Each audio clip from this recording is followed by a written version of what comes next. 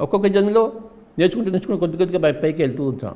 మరింత ఊర్ధ్వలోకాలకి చేరుకుంటూ ఉంటాం.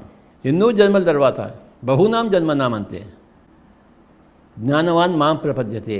ఎన్నో జన్మల తర్వాత ఒకనొక జ్ఞాని మాం ప్రపద్యతే, నన్ను తెలుసుకుంటాడు, తనని తను పూర్తిగా తెలుసుకుంటాడు. అంటే ఒక కృష్ణుడిగా తయారవుతాడు, ఒక బుద్ధుడిలా తయారవుతాడు, తనని తను పూర్తిగా తెలుసుకున్నవాడు.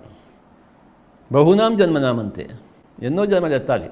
ఎప్పుడైతే మనం సత్యలోక వాసనం అవుతామో, మనల్ని మనం పూర్తిగా తెలుసుకొని, మనం కూడా సర్వాత్మలో భాగమైన తెలుసుకుని, మనం కూడా దేవుడిలో భాగమైన తెలుసుకుంటామో, అప్పుడేమవుతుంది, ఆ సత్యలోకి మళ్ళీ తిరిగి భూలోకం రావాల్సిన అవసరం లేదు. ఆ సత్యలోక వాసులు సృష్టి కార్యక్రమాల్లో నిమగ్నమై ఉంటారు. ఏం చేస్తుంటారండి సత్యలోక వాసులు? అనేక ఖగోళాలలో, పాలపుంతల్లో అనేక సృష్టి కార్యక్రమాలను నిర్వహిస్తుంటారు.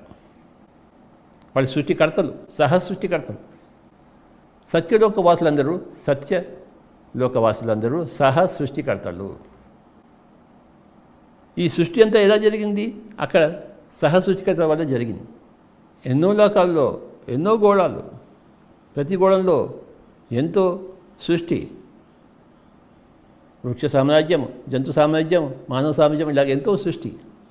ఈ సృష్టి అంతా జరుగుతుంటుంది సత్యలోక వాసుల ద్వారా. ఈ శరీరం ఎవరు తయారు చేశారు? ఈ హార్ట్ ఎవరు పెట్టారు? దాన్ని ఎవరు తయారు చేశారు? ఏ ఇంజనీర్ తయారు చేశాడు? ఆ లంగ్స్ ఏ ఇంజనీర్ తయారు చేశాడు? ఆ సృష్టికర్తలు తయారు చేస్తారు ఇవన్నీ. ఈ శరీరాన్ని తయారు చేస్తారు. ఎప్పటికప్పుడు రీసెర్చ్ జరుగుతూ ఉంటుంది, శరీరంలో మార్పులు వస్తూ ఉంటాయి. ప్రకృతిలో అంతా మార్పులు తీసుకొస్తుంటారు. ప్రకృతిని